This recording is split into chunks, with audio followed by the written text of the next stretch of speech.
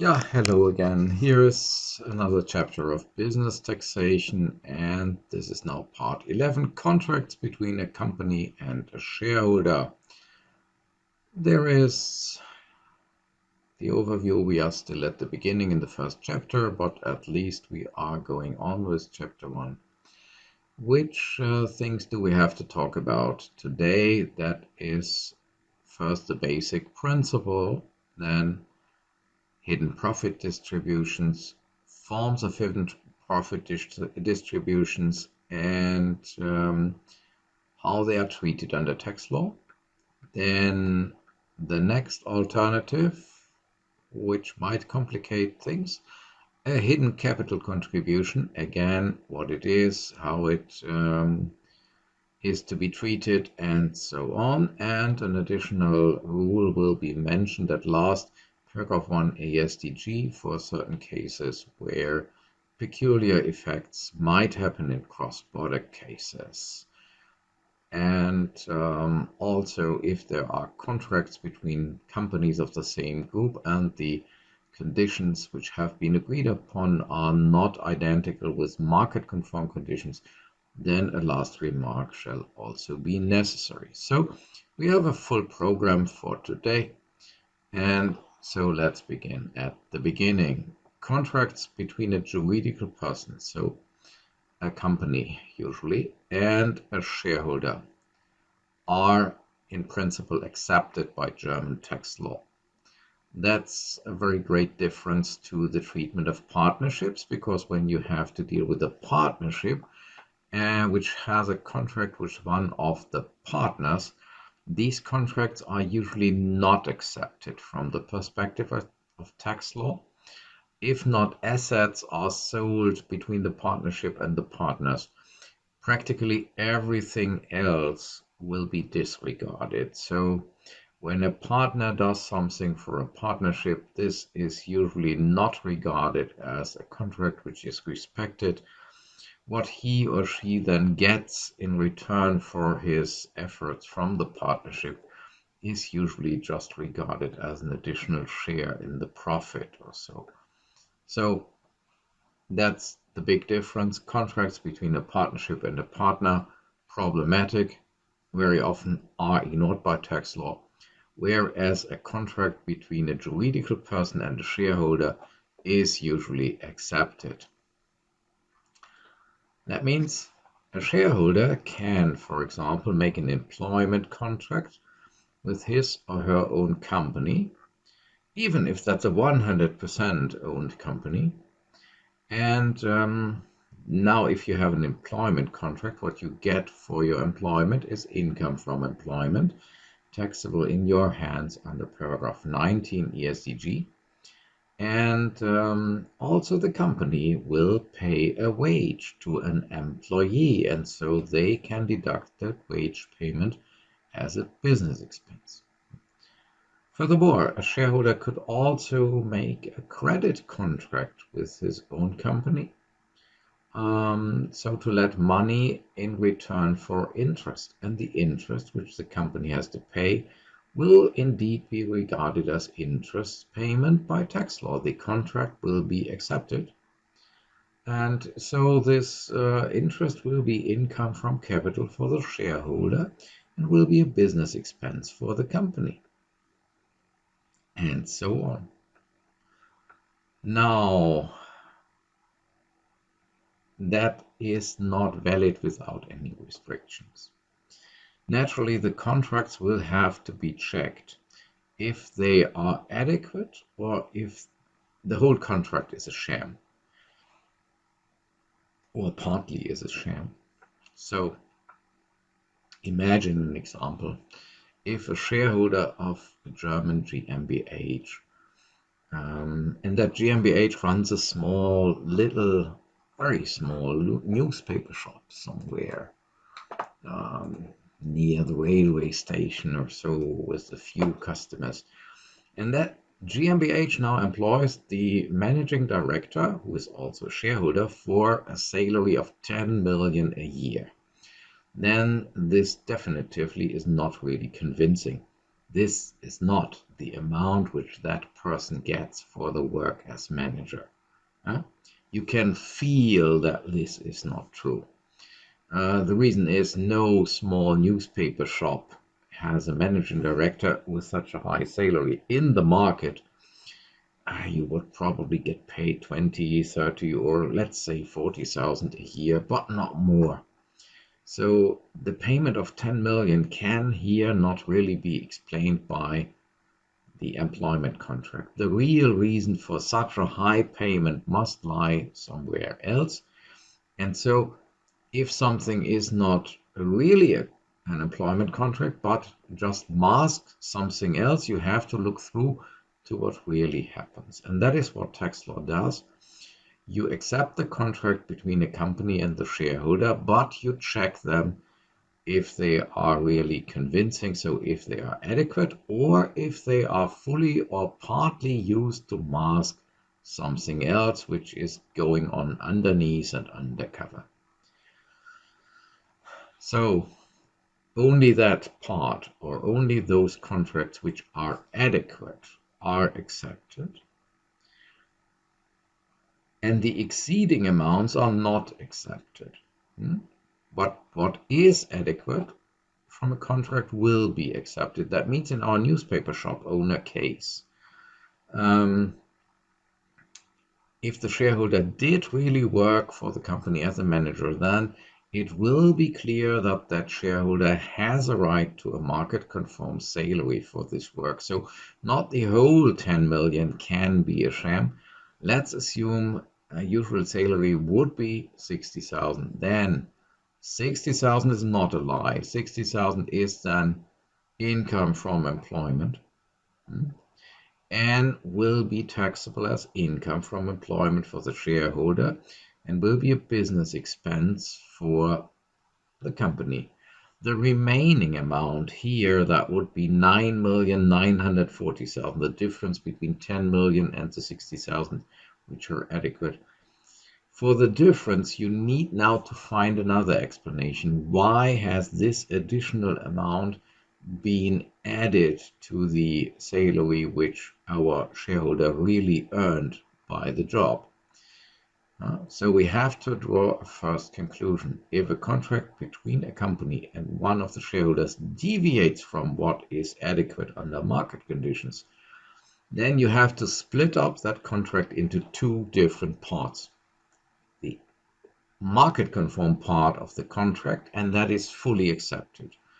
And the deviation from the market conditions, that deviating amount has to find another explanation. And here we have two possible constellations which you have to distinguish. You have nearly only two possibilities. Either the company gives an inadequate amount on top to the shareholder, or the other way around would be the shareholder gives more than is adequate to the company. Now, in the first case, where the company gives something for the shareholder on top without anything which it gets in return, what is that economically? Pass on a part of your property to a shareholder because it is the shareholder. That's nothing else than giving the shareholder a dividend, because that is the economic nature of a dividend. You pass on your profits to a shareholder because that shareholder has a right to your profit. Now, that additional amount would then just be a dividend which has been covered up. And naturally, because it has been not done in an open and formally correct way, but hidden under a cover, you just call it with the tax technical term a hidden profit distribution. So dividends, okay, you don't ever call everything which a company pays out a dividend. Usually in case of small limited companies, one would probably avoid the word dividends. Dividend is just more the technical term for stock corporations. But profit distribution is the general denomination which always fits. And as it has been hidden, It's just called a hidden profit distribution. Now, the other way around. Imagine that the shareholder does more than what is adequate. So shareholder, for example, pays more than he needs to the company. In that case, you have a case where a shareholder gives additional money, so gives money to a company without claiming anything in return. Now, this is something which does not happen between other people. So let's look, what is the economic nature of that transaction where a shareholder gives money to his own company and asks nothing in return? Well, this is nothing else than a capital contribution. That is what happens if a shareholder makes a contribution to the company. And so if we see that under cover of a contract, let's say,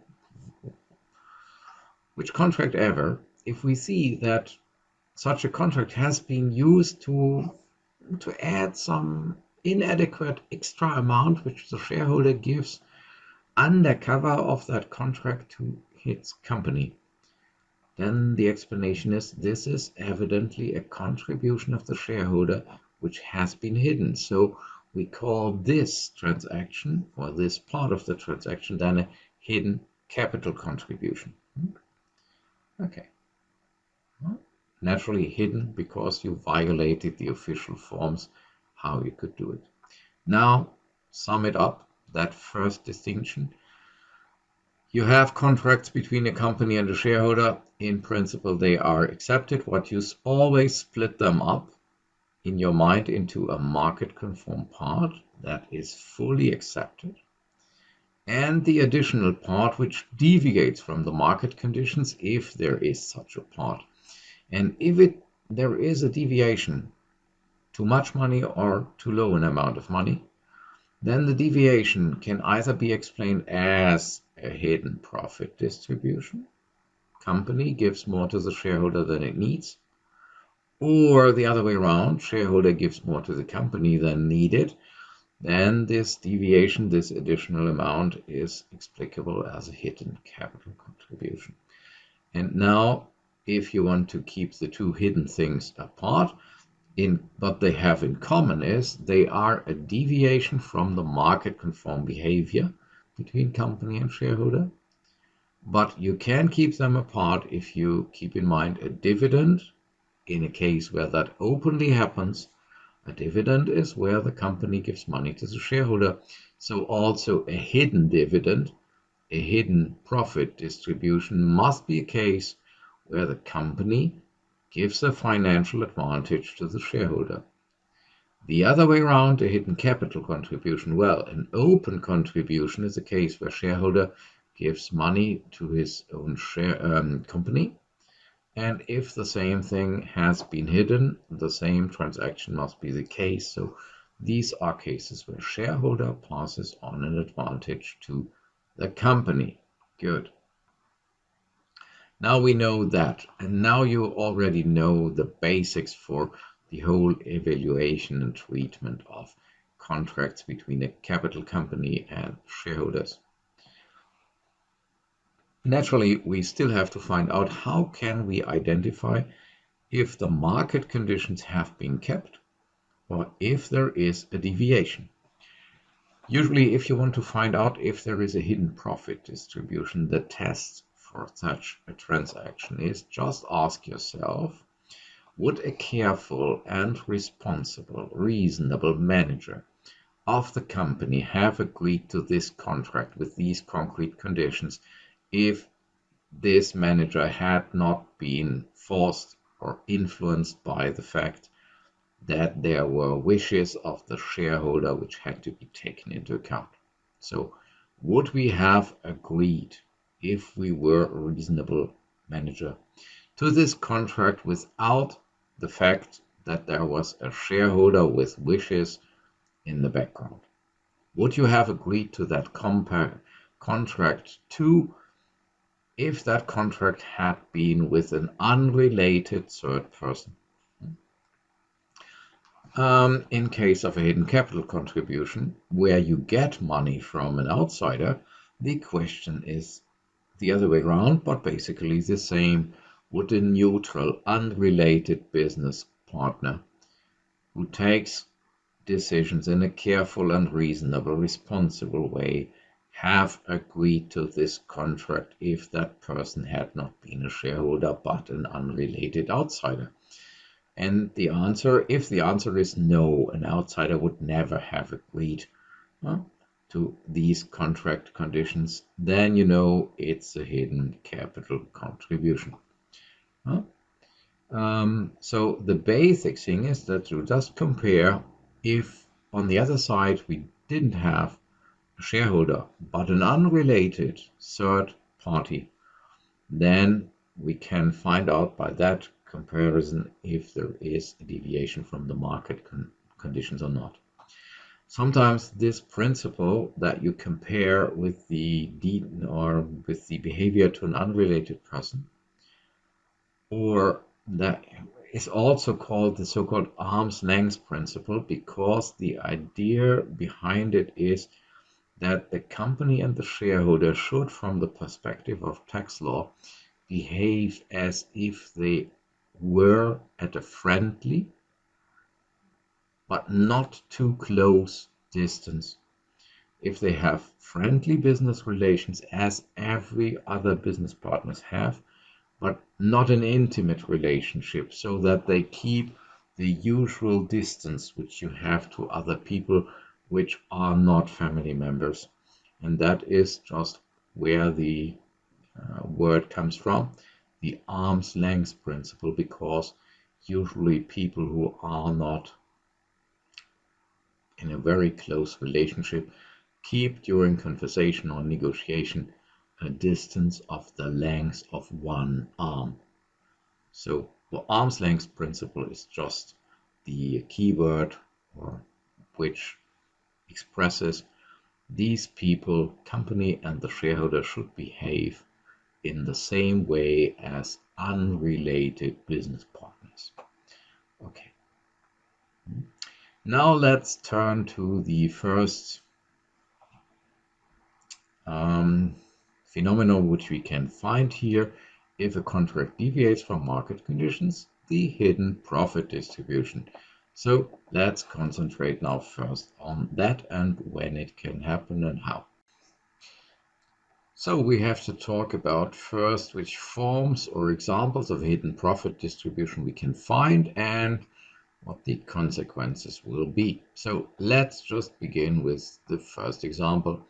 Imagine a German GmbH pays a salary of 100,000 euro to a manager who also happens to be a shareholder. Somebody else would only have been granted 60,000 for the same job by the GmbH. The conclusion is plain, simple, and clear. The exceeding amount of 40,000 is not market conform. You cannot explain these 40,000 by the existing employment contract. This is a deviation. Now, that advantage is given from the company to the shareholder and not the other way around. So it's a profit distribution and clearly a hidden profit distribution. So this is not income from the employment contract. This is a dividend for the shareholder.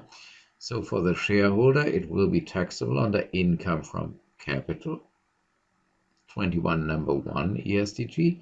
And for the company, it will be no business expense because, ladies and gentlemen, dividends are not a business expense. The adequate amount of 60,000, on the other hand, are a salary. So 60,000 are income from employment for the shareholder and are a business expense for the company, because having a manager and paying him a salary, that is a business expense. Clear. Generalizing conclusion. If you pay too much money without a proper reason to a shareholder, that's clearly done. Clearly a hidden profit distribution. Now, a similar but not identical situation. You have a hotel which is owned by a GmbH. And now one of the shareholders moves in for a holiday of 7 days with family or so, no, or alone, I don't care. Others would have been asked to pay a price of 700 for this stay. Now, in case of our shareholder, the hotel doesn't claim a price. If you analyze that, the contract between the hotel and the shareholder should be market conform.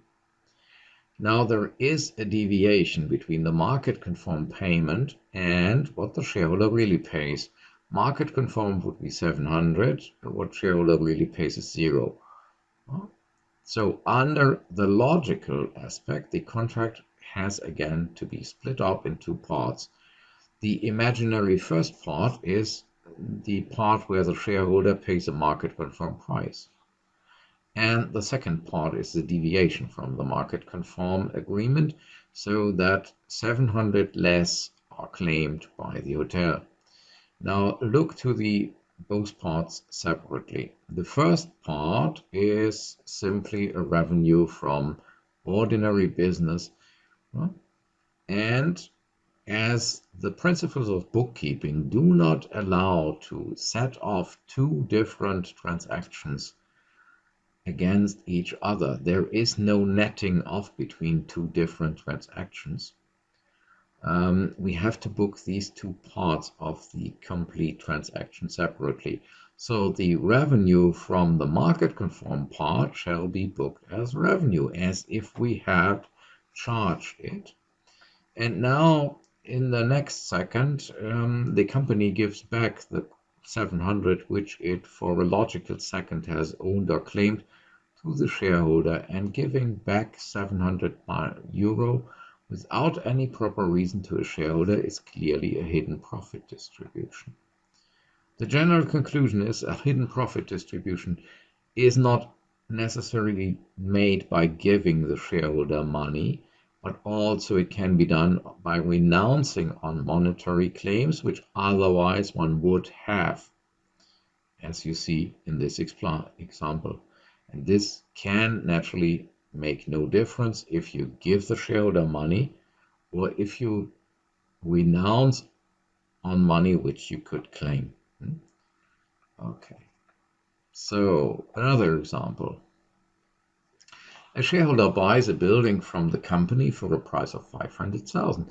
Now a realistic market price would have been 800,000. So he gets it for too low a price. The book value of the house is 100,000 at this time. Now there is again an evident deviation from the market conditions, so we do again our trick and split up the transaction into the market conform part and the deviation. Market conform would be the house has been sold for 800,000 instead of 500,000. If we consequently apply this view to the case, then we have a gain from selling the house of 700,000, not only of 400,000. We must do as if the price had been 800,000, the market price. Now, under the German rules, if you sell a piece of land or a building under certain conditions, you can park the gain in a tax-free reserve for some years, and this reserve under 6b could now consequently be made for the complete 700,000, because 700,000 is logically the gain from selling that house. Furthermore, the price for which the shareholder has bought the house, so his costs of acquisition, must be seen as 800,000, not only as 500,000. On the other hand, the deviation of 300,000, which was in our imagination 1 second after the deal part A, handed back to the shareholder by bank transfer or what else, this giving 300,000 to shareholder is naturally a dividend payment. It has been covered up in the conditions of our contract, netted off against the original 800,000 euro price, so that you don't see it when you look at the contract at first glance, but it is there economically underlying that contract. So we have with an amount of 300,000 a hidden profit distribution. So for the business, for the company, the dividend payment is no expense. So the 300,000 which are handed back cannot lower the profit which has resulted from the market conform part A of our transaction. And well, as it is a dividend payment in the hands of the shareholder, it ends up as income from capital under paragraph 21, number 1, AStG. The general conclusion which you can learn from this example is, if we look to the market conform part and so on, you have to follow this evaluation or this view consistently and consequently. So it also affects the cost of acquisition for the good which has been sold and the sales price for the seller and so on. You can't just select things and say it is a hidden profit distribution but only for certain aspects. You have to carry through that view consequently. Another example, a company pays a salary of 400,000 to one of its managers. This manager happens to be a shareholder too. Other employers would be more mean and have only paid 350,000. The market says this is clearly overpaid. You see that your manager is happy as can be. But now you see that that company also employs a second manager who is not a shareholder, and surprise, the second manager also gets 400,000. In that case, what can you see? Make that test. Would a careful and reasonable manager of that company have also agreed to a contract over a salary of 400,000 to somebody, or if the business partner here had not been a shareholder? And the answer is, well, look what they do. They did indeed agree to such a contract in a comparable case to an outsider who is not a shareholder. So their own behavior here helps us to prove that for them this was really the wage which they wanted to pay, and that we don't need to think about the influence of a shareholder which manipulated the contract conditions. This is this company's market behavior. Indeed, there are companies who have the strategy to pay higher wages than the competitors. This is not forbidden, and if it's done to outsiders, it will be accepted, and if you also do it to your shareholders, it will also be accepted. Naturally, you will have problems if you try to argue that only to your one and only manager who is a shareholder you pay more than the market requires, whereas all the others are kept on diet and are heavily underpaid. This is something which nobody is going to believe you. But for example, if you can prove that all your wages in the firm are 10 or 20% above the market value or the market prices, then naturally you can bring forward that the same strategy as with all the other employees you also follow with the same extent in relation to your manager. So the conclusion is, well, you cannot forbid somebody to pay high or low market prices if you can prove that this is indeed their behavior, which they also show to unrelated third parties. Yeah. And the last example, a long one.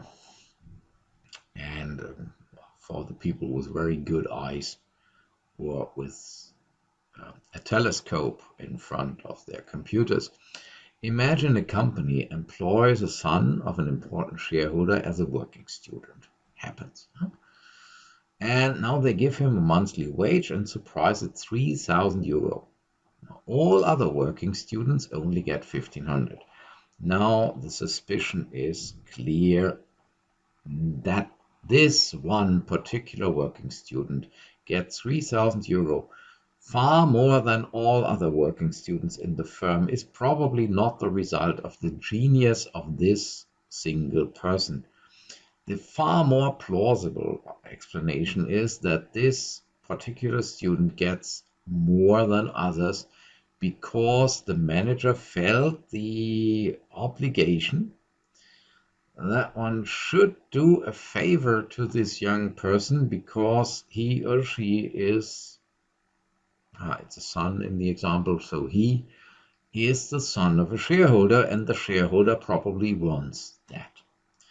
So if we make our test, would a reasonable manager have agreed to a contract with 3,000 euro for a working student if the manager had not the idea in mind, I have to do this because of my shareholder?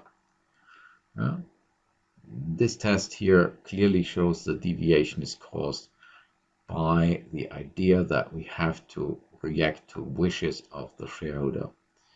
So the idea is evidently the manager thinks, oh my God, this student here is the son of a shareholder, and if that son claims 300,000 as a wage, and his father does not complain about that, then evidently father wants that, and so father nearly requires me to do that, so I do father a favor here by agreeing to that contract. So we see the additional 1,500 are a hidden profit distribution. Why is it hidden, and what is the economic substance of the transaction? Well, if you had organized that in an open and clear and correct way, then the shareholder would have had the wish to give 1,500 to his son for free. And in order to be able to make this gift of 1,500 for nothing per month, the shareholder would have had to take 1,500 per month out of the bank account of the company.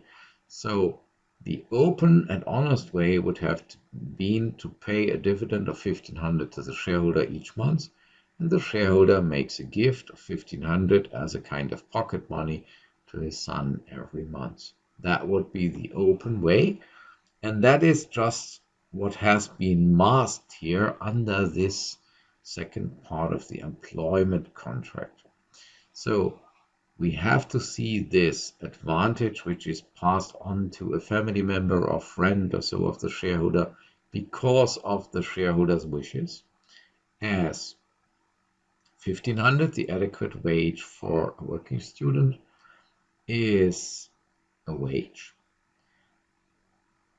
But only the 1,500 are a wage. So the 1,500 are the son's income from employment. And this wage is also a business expense for the firm. The other 1,500 are a dividend payment to the shareholder. They are not a business expense for the firm, may not be booked as such, and are income from capital for the shareholder, because dividends are always paid to the shareholder. And then the shareholder, a logical second later, passes that money on as a gift to his son. That might, in principle, trigger even inheritance and gift tax, depending on the amount. So a hidden profit distribution can also be given if the contract in question is not made directly with the shareholder, but with the person who is closely related to the shareholder. So also family members and close friends of a shareholder, if they act as contract partners of a GmbH, there the contract will have to be reviewed if the conditions are in line with market conditions or if there is a deviation inside that contract. In such a case, the additional amount is nevertheless not a payment made to the third person, to the family member or the friend or so, but to the shareholder, and is then deemed to be a gift given on from the shareholder to that third person or family member.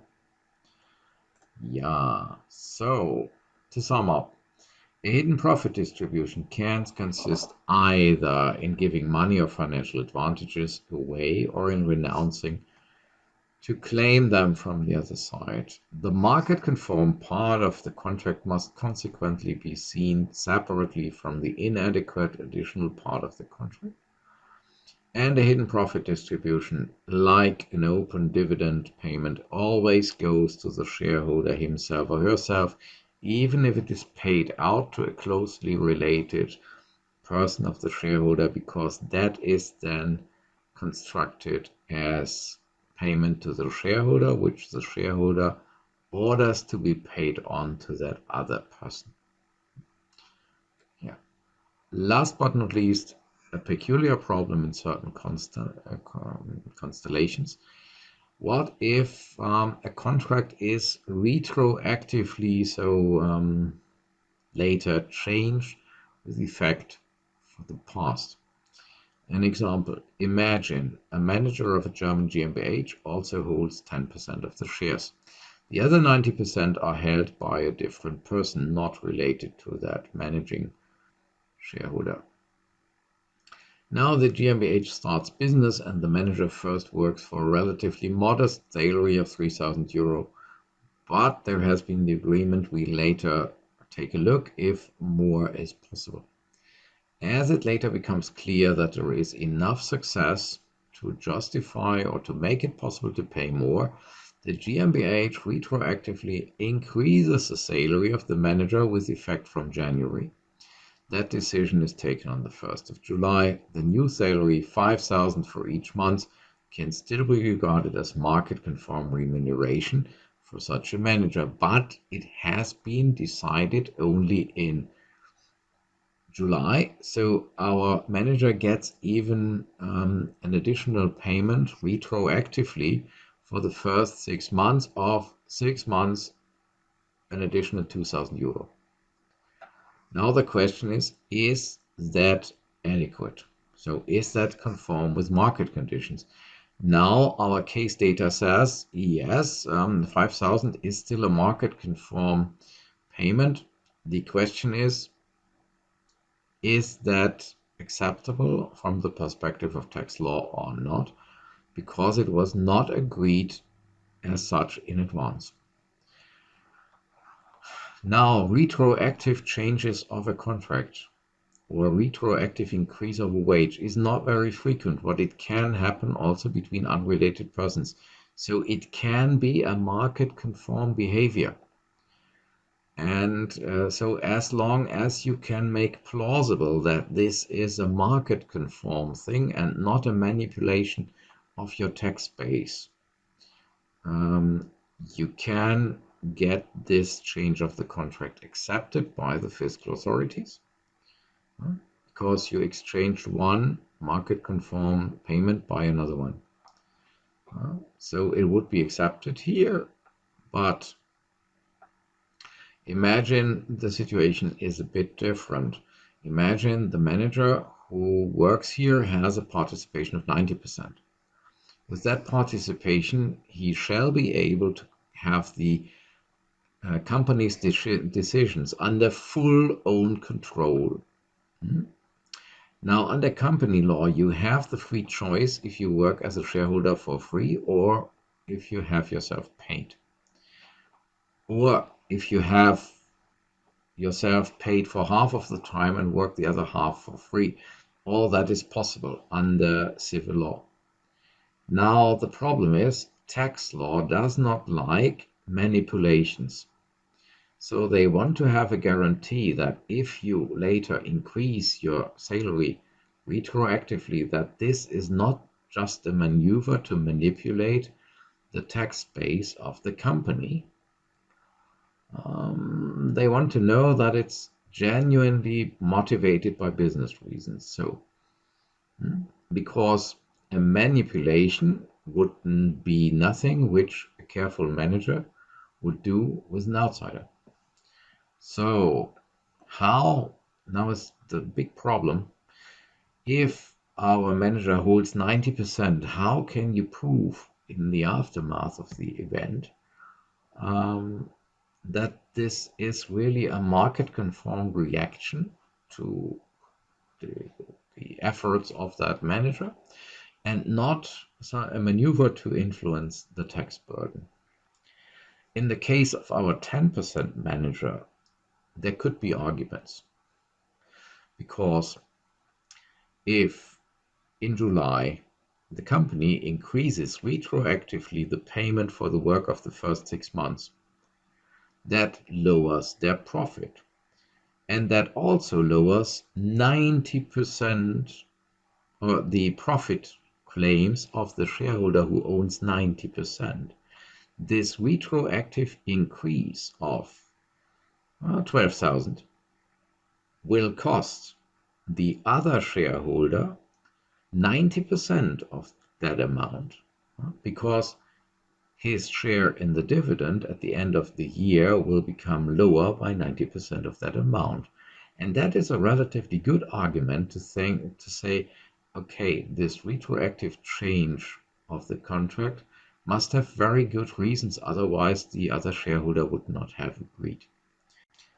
Now, in case where you have that company under complete control, this argument, the retroactive change of the contract, must have had good business reasons, because otherwise the other shareholders would not accept it. This argument is not available where you have the majority, or better, the complete control over the decision process. You can later not prove that the motive for the retroactive increase of the contract remuneration was motivated evidently by business considerations and not by the wish to manipulate the tax base. That explains why the German courts, having constant jurisdiction, always upheld the principle that if a contract is made up retroactively or changed retroactively, the retroactive change can only be accepted in cases where it's a minority shareholder. Whereas when you have shareholder in full control of the decisions of the company, contracts, even if they are market conform, can only and will only be accepted if they have been made in advance and in a clear, unequivocal form, so that it has been completely clear from the beginning what has been agreed upon and that no retroactive changes happened.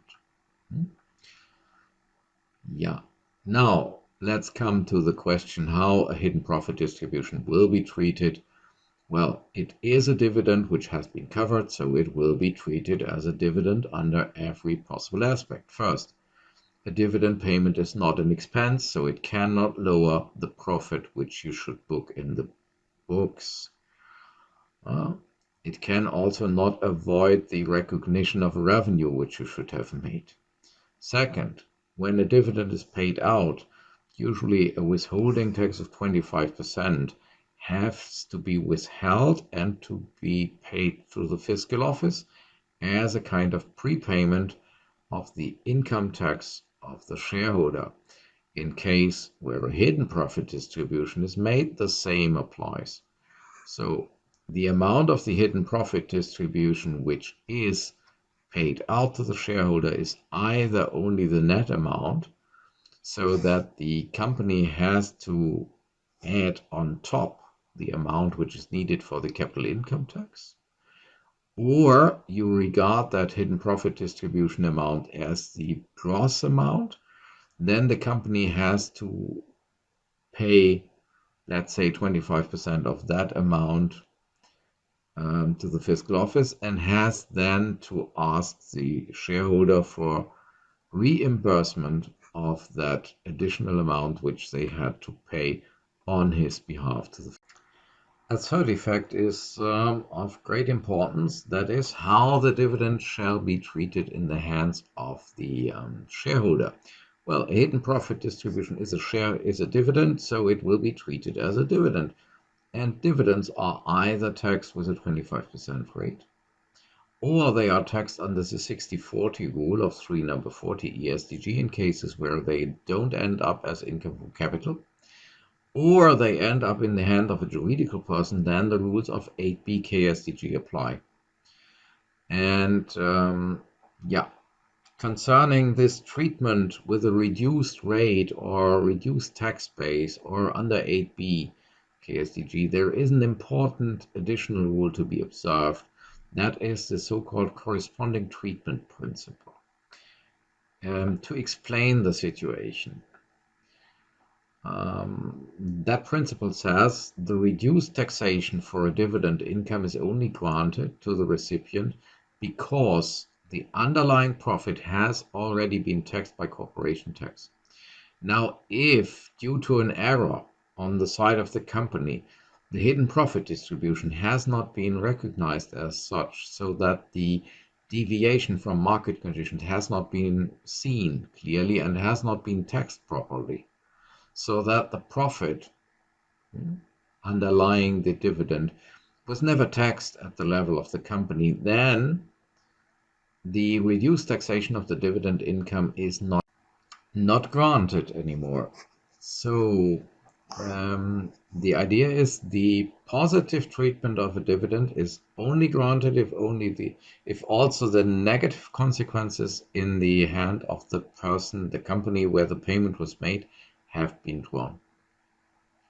If the withholding tax has been taken or not does not play a role for this principle, but the decisive thing is if a hidden profit distribution has been treated as deductible expense, for example, in the hands of the company, then the dividend will be fully taxed in the hands of the receiving person to avoid a completely or partly untaxed profit. Yeah, and with regard to that corresponding treatment principle, there is another important remark to be made. The German procedural law, so the rules about when a tax notice can be changed, usually allow to change a tax notice of the company if later in the taxation of the shareholder it comes up that the shareholder has received a hidden profit distribution, so that the corresponding treatment can be ensured.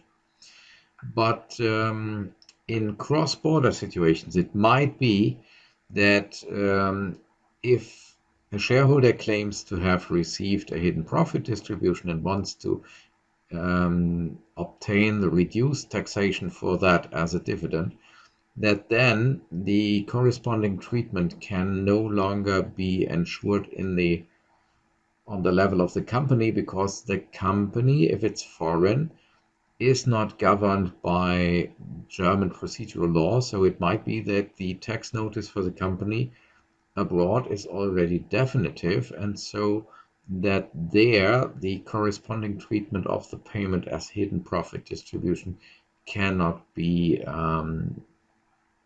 ensured anymore. Yeah.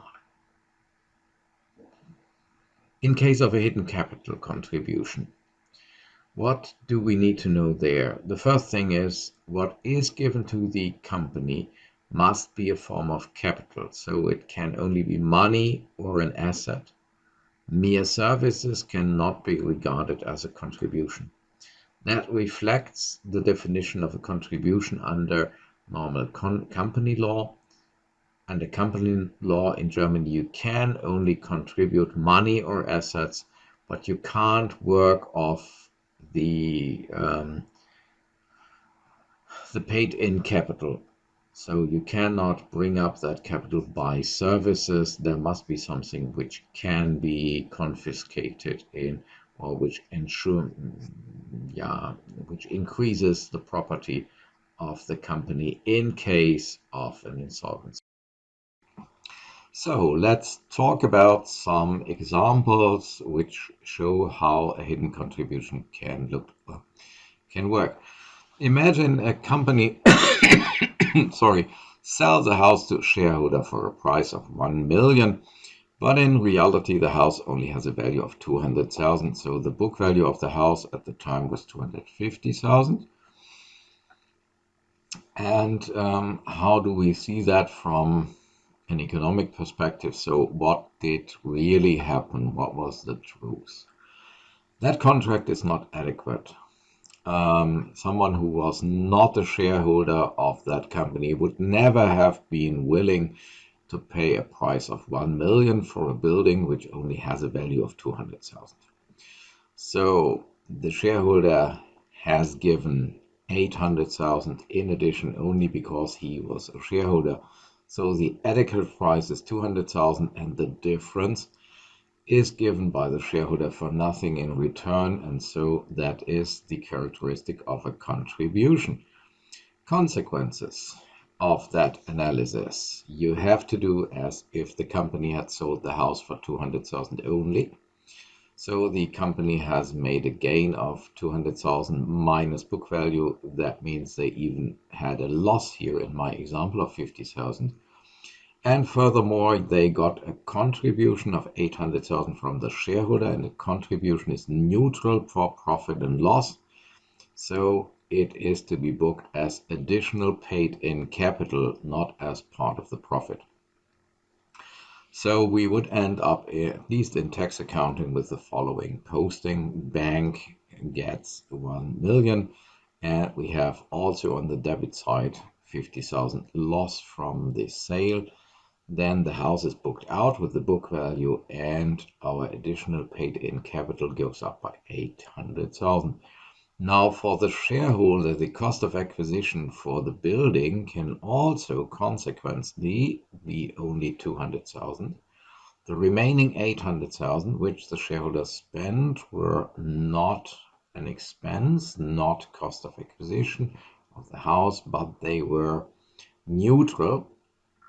So they were an additional investment into the shares, and that means they have to be treated as subsequent costs of acquisition of the shares. So here the shareholder acquires a house for 200,000 and increases the value of the shares in the books by 800,000. And on the credit side, you have 1 million. So the balance is correct in that posting. Second example, shareholder X has a claim of 500,000 against this company, but he renounces on that in favor of the company, and a non-shareholder would not have done this. Well, to free the company of a liability that increases their capital within the balance sheet, so it is a potential capital contribution. It is not a service, it increases the net property. So on the company level, we have the liability going and additional paid in capital coming, 500,000. On the shareholder level, our shareholder is treated as if he had got the claim paid and had immediately reinvested the 500,000 into the shares. So the cost of acquisition go up by subsequent cost of 500,000, and the claim vanished in the book of the shareholder. Next example. Our shareholder sells a building to the company, and the building had a value of 800,000, but S only demanded a price of 400,000. So the price demanded was too low.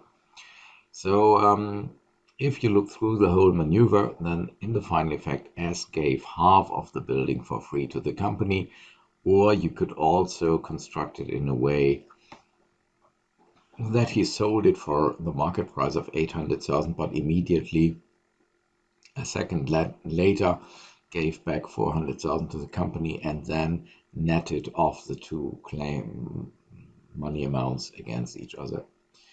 The tax consequences will be that the cost of acquisition of the house for the company should be the market price of 800,000. That the price which the shareholder has to take into account for the calculation of his sale profit should be 800,000. That the capital of the net property of the company now went up by additional 400,000, and this gap in the balance sheet shall be closed not by profit, but by additional paid-in capital, because the additional 400,000 go back not to a profitable transaction, but to a contribution, and contributions are neither profit nor loss. They are neutral. Example number 4, shareholder B decides to work for free as a manager for the company.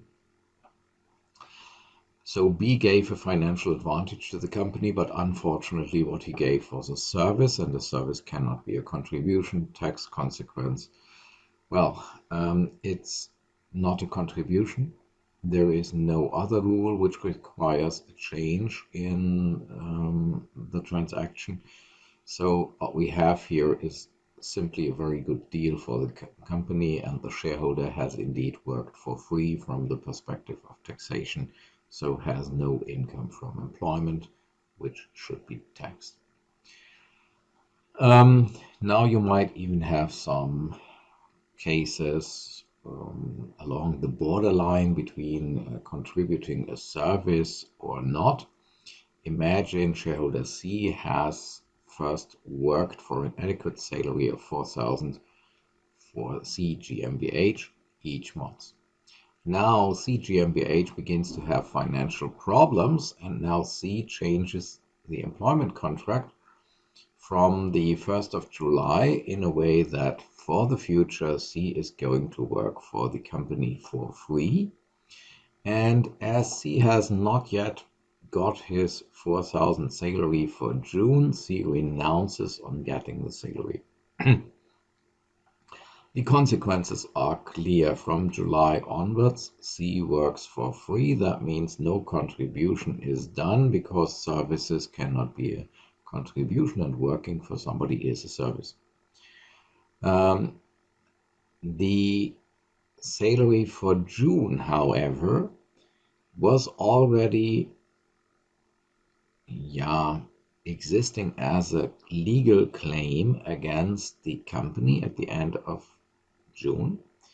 So it was no longer a service on which he renounced, but a claim on money, which had at that time already to be entered or recognized as a liability of the company. So what C did on the 1st of July was C freed the company of a liability, and that can be and is a contribution. So the salary for June, renouncing on that, was a contribution, because that salary had already created a liability on the level of the company. So here he gave 4,000 to C GmbH. Unfortunately, that logically requires that before you can give it in your function as a shareholder to the company, you must have got it in your function as an employee. That means on the company level, on the 30th of June, first the wage for June becomes a liability, and the next day the liability is changed into additional paid-in capital by contribution. On the level of the shareholder, on the 1st of July, he received the wage, because you receive money when you are able to dispose about it. And here our person C definitively disposed about his money for June. And giving back the money now was a contribution, so that didn't lower the income. So the final effect of both parts of the transaction in the hands of the shareholder is he got 4,000, the wage for June, has to pay taxes on them, and giving the 4,000 back 1 second later to the company does not lower the income of the shareholder anymore, because contributions are neither profit nor loss. Okay. So we have already several times mentioned the basic principle. Contributions are neutral for the profit calculation. They are neither profit nor loss. For the company which receives them, they are no part of the profit. And for the shareholder who gives them, they are no expense, although money goes away or an asset goes away. And so that's not expense, but it must be booked or treated in a neutral way because it is an investment. That's plain and clear, and that's the basic for all the rest of all what you need to know about the treatment of a hidden capital contribution. Now, because two taxpayers are involved in a hidden capital contribution, the company which gets the money and the taxpayer which pays over the money, there is again a certain risk that the results from such a transaction might be contradictory, because if the hidden capital contribution is recognized as such on the one level, but not identified as a contribution on the other level, it might be, for example, that the company who gets the money doesn't pay taxes on it as a contribution, but the shareholder who spent the money gets away successfully with claiming an expense under tax law.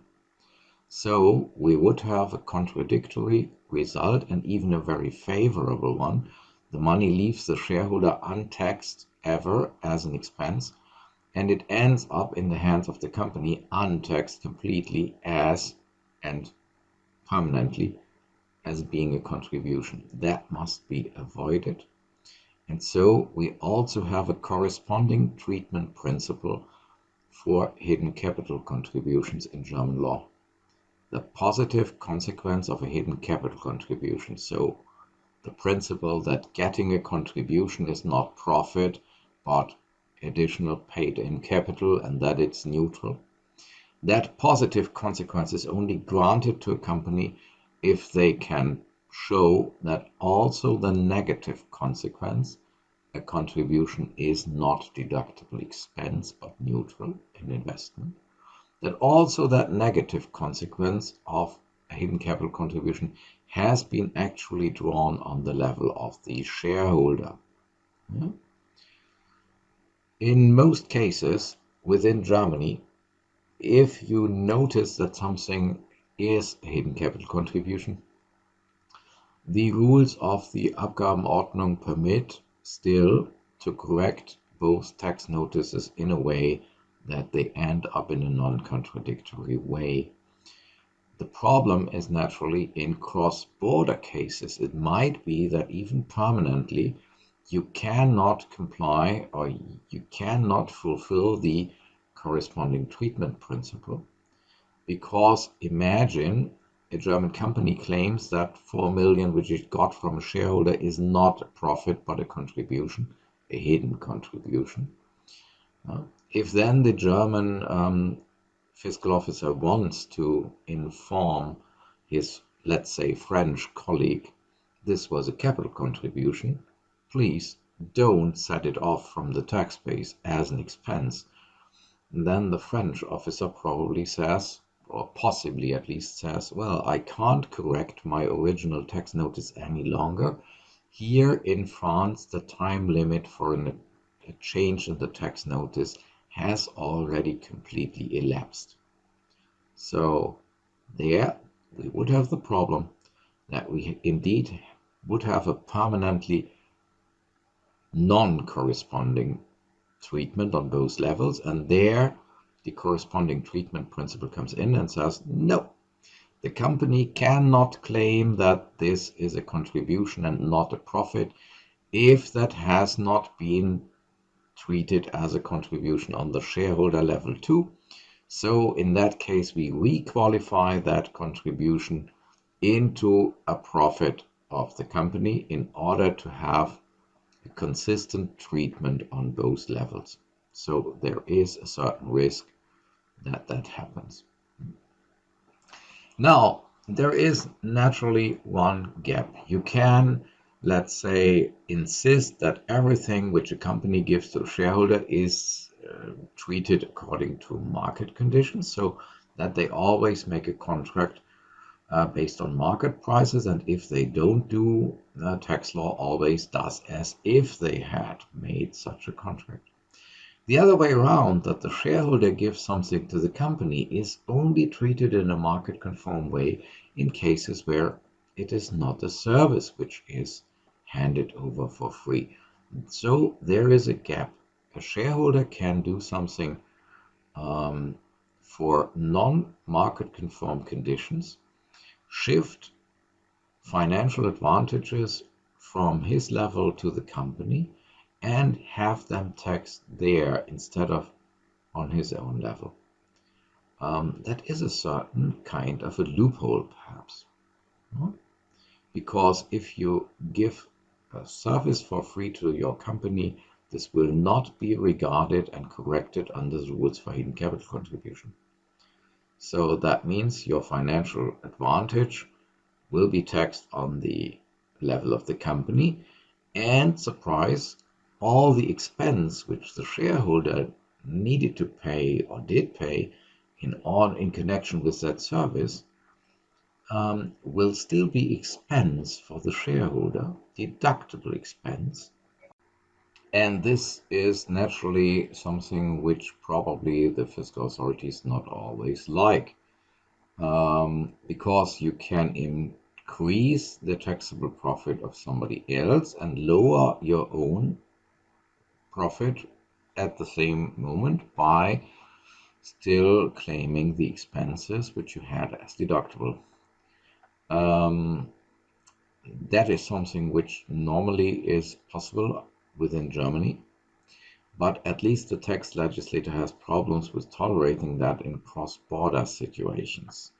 And so for this reason, for cross-border business relations between closely related persons, an additional subsidiary rule has been created in paragraph 1 of the Foreign Relations Tax Act, or External Relations Tax Act, in German called the Außensteuergesetz, which allows which allows the fiscal authorities to correct the taxable profit of a person in the inland in all cases where that amount could not be corrected sufficiently up to a market-conform level, in all situations where such a correction was not yet possible under the usual rules.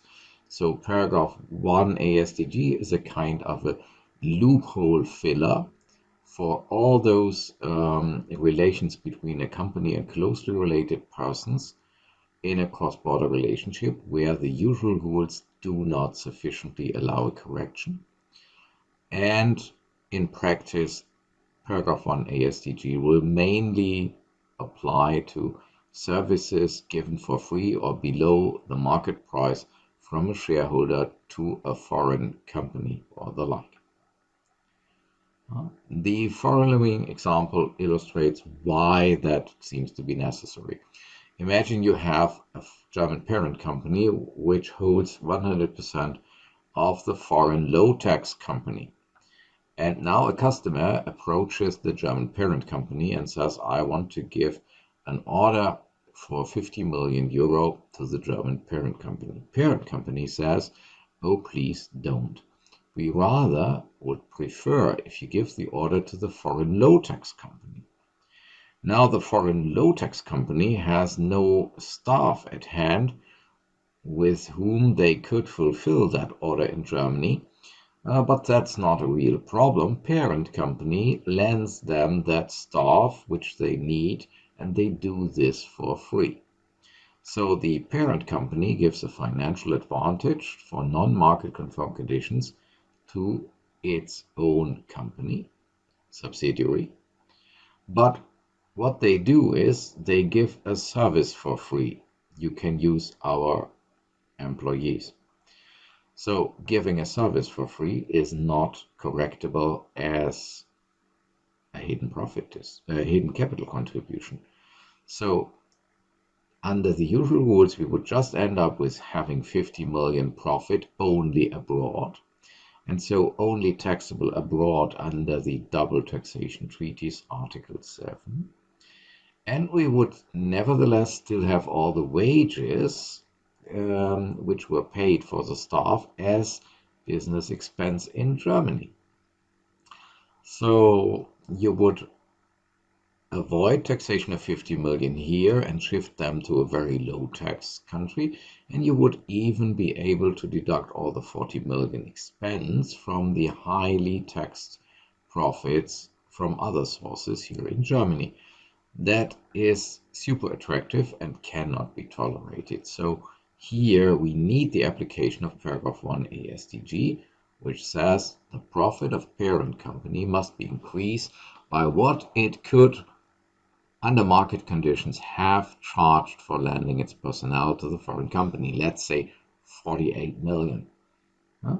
So it's just done as if they had charged 48 million for lending the personnel. So that would strongly reduce the profit span, which escapes German taxation, from, well, 50 million to 2 million. And as you see, this is probably not yet a very just and fair solution, because the foreign low tax company has not really acquired the contract. It was the German parent company who sent the customer there. Also, that probably is something which unrelated persons would have charged, because that's a kind of brokering. I see a customer which would be fitting for you. I bring yourself together, and then naturally I charge you a commission for my services. And so probably they would also have to charge a market-conform commission for their willingness to hand over that customer and the deal to the foreign low tax company instead of fulfilling it themselves. So you would say, what's a market conform commission? Or in German, one would call it Provision, for looking for a customer for somebody else. 1%, 2%, 3%, don't know. Perhaps another 1.5 million would vanish or would increase the profit of German parent company. And so in the end, probably only that part of the profit would be left for a foreign low tax company, which really goes back to things which the foreign low tax company has effectively done. For example, that they took the liability if anything went wrong, because they were the contract partner of the customer, and so German parent company had no liability towards the customer directly. That is something which probably would have entitled them indeed to a profit margin. All the rest would probably in the end, under the rules of paragraph 1 AStG, end up in the hands of German parent company.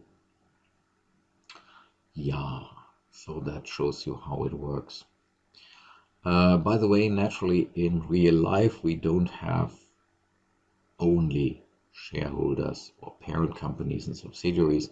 There we have groups of companies, and so it also happens that sister companies deal with each other, and if they deal with each other for non-market conform conditions, then we also have to think about how we deal with that. So imagine A and B GmbH are held by holding AG, and A GmbH sells a house for 80,000 to B GmbH, and the house has an actual value of 1 million, so they sell it below the market price. The solution here would be that A GmbH only accepts such a contract because it wants to do a favor to their shareholder holding AG. So agreeing to that contract is a hidden profit distribution, and as every profit distribution always goes to the immediate shareholder, this also goes to holding AG, these additional 200,000 on which they renounce. Now, holding AG does not want to keep the 200,000 financial advantage for themselves, but holding AG gives that money on to B GmbH. So here a shareholder gives money down to company, so a contribution. And as this is not a service but a part of a house which is given for free, this can indeed be treated as a contribution.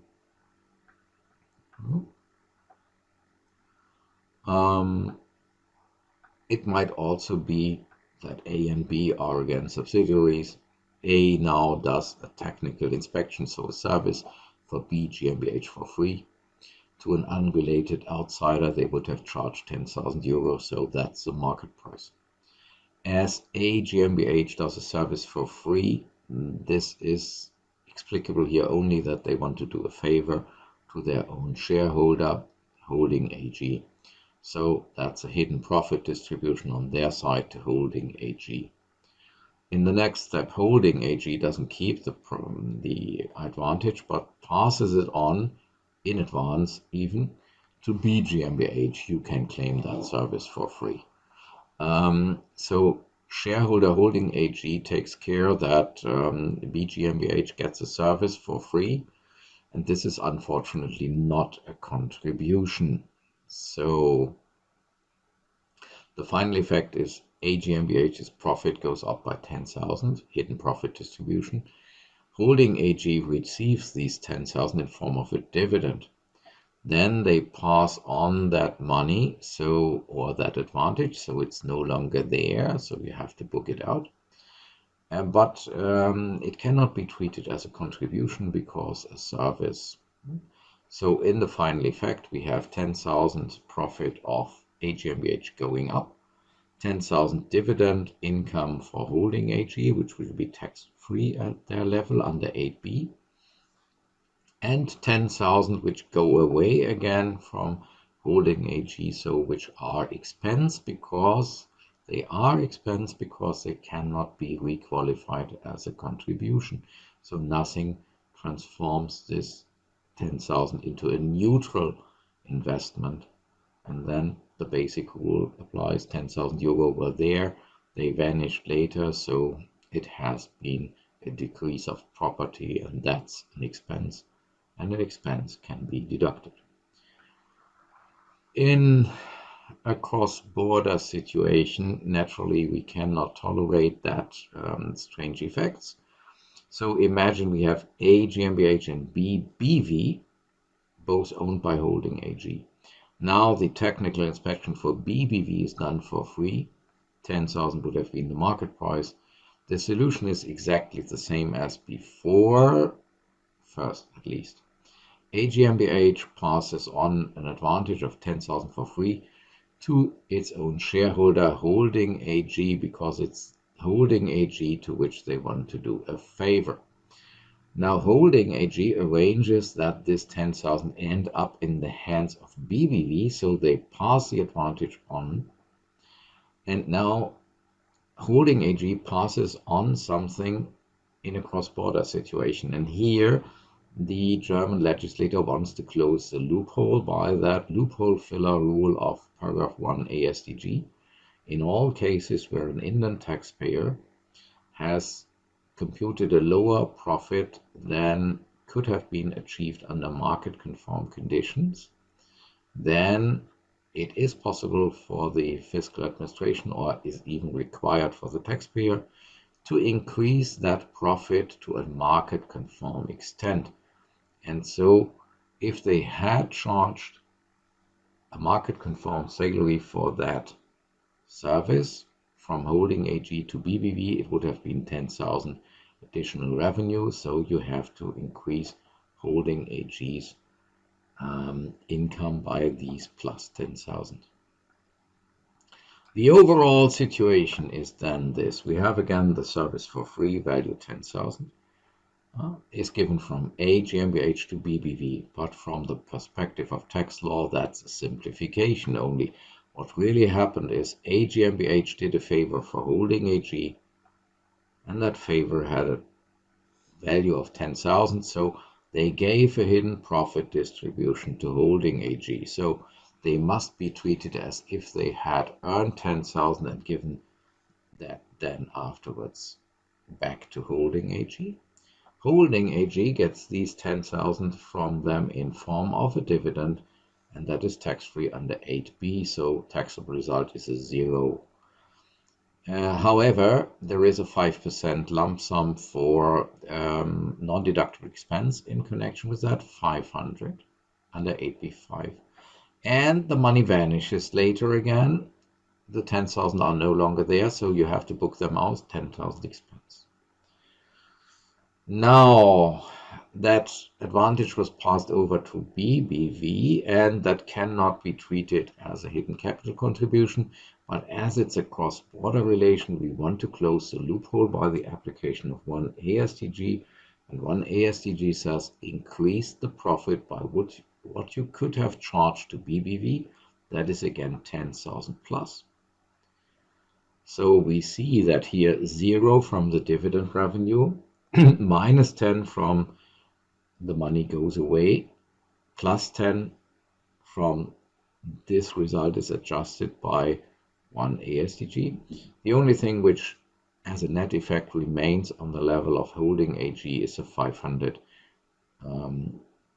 amount for non-deductible expense.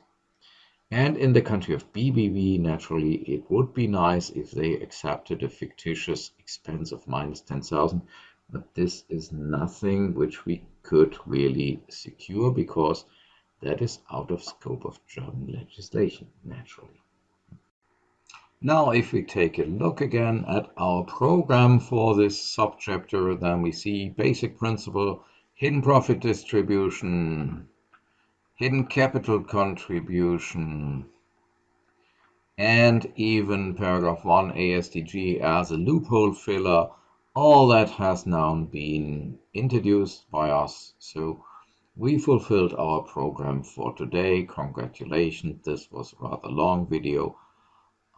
So we can be proud to have survived it, especially myself. I am proud because my computer had some technical issues during the recording of that small video, so it was a constant suspense and adventure to register and record this small little video here.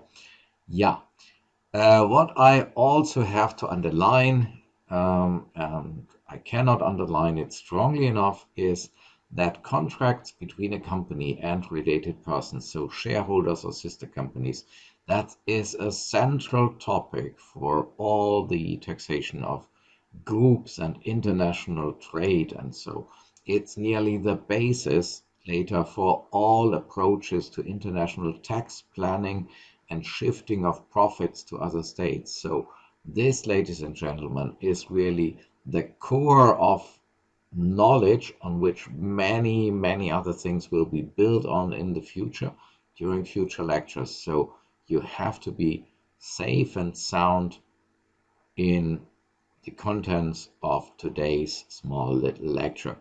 Please don't forget that. Repeat it as often as you can. Never forget that contracts must in principle be made in a market-conform way if you do them with shareholders or related persons, and that deviations will be treated as hidden capital contribution, hidden profit distribution, or if nothing else is possible in a cross-border situation only under one AStG, then much is already achieved. Thanks for watching and hope to see you soon again. Till the next time. Goodbye.